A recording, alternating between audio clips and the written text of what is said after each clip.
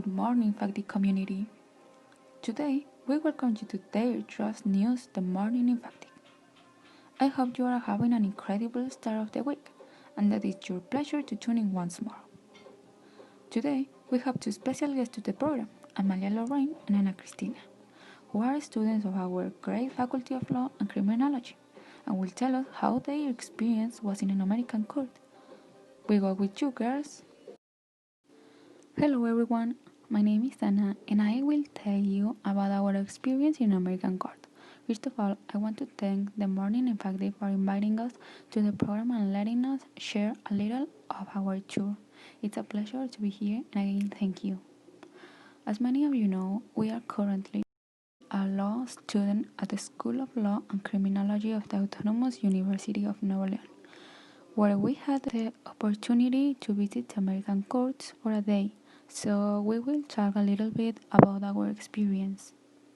First, it should be emphasized that yes, indeed the courts are as we see them on television, and it's great that we can see the jury, the judge, counselor, secretary of the court, and where the judge and the jury stand with.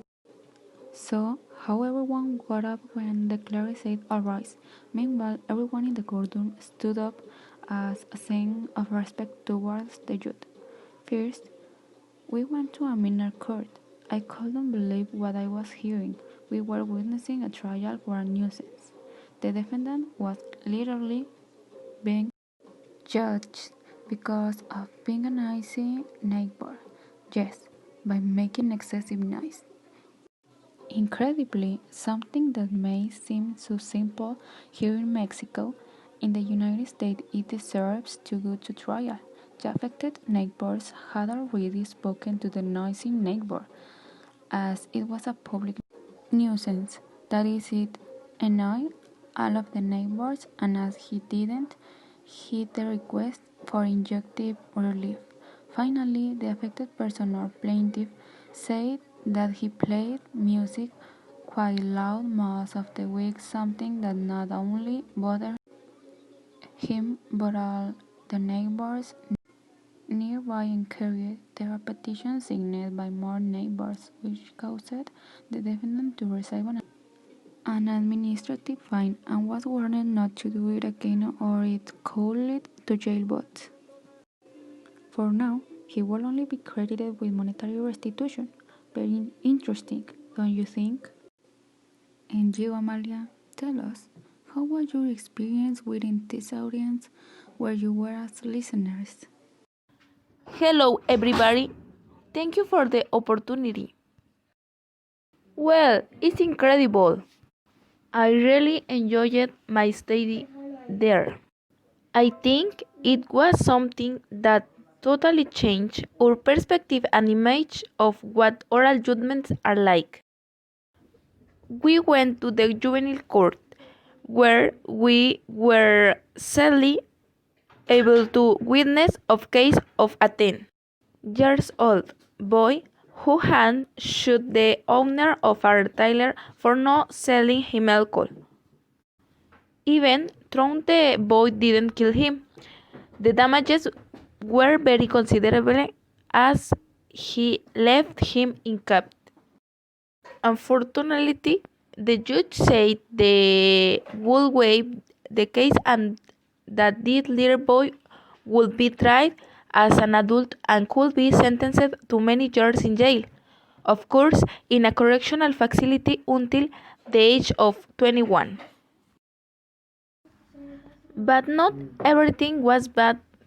There was even a slightly out of the ordinary case, said the same judge has followed the case of a boy who stole the groceries of a senior citizen.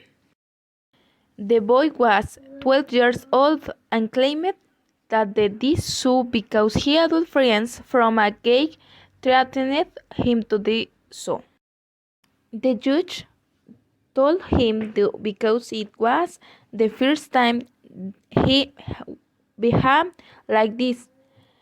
He would only do 50 hours community service, which would be service paid while at some government office of sweeping the streets. Hearing this extraofficial myth explained to us by the judge. There is no precedent, but in case he relapses again, there would be consequence depending on the damage caused and it will be counted as a criminal record. Finally, we entered a criminal court. In truth, it's sometimes very difficult to see. They are very extreme cases. The one that struck me through most was that of a young man accused for allegedly murdering his father. And I say presumably because he pleaded no guilty, and with the evidence being fingerprints and shoe prints that they found at the crime scene, could not prove that he was the one who actually did it.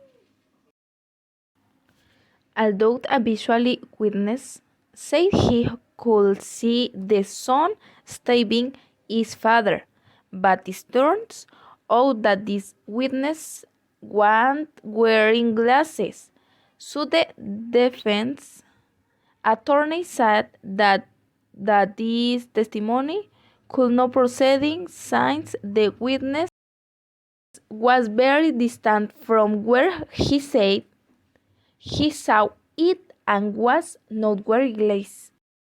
Another witness heard the son say, "I'm going to kill you," and he claimed it was his voice, but believed the jury had issued a verdict and disagreed were considering him guilty, but the most were considering him not guilty.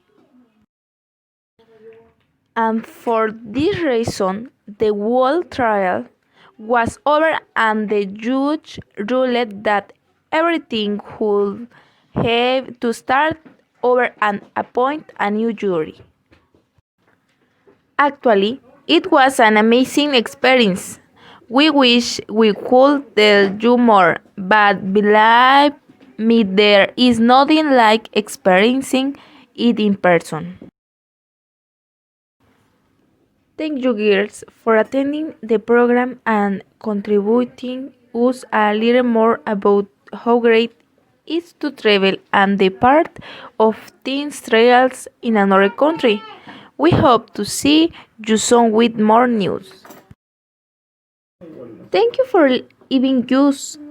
It's what a pleasure to be here. See you later.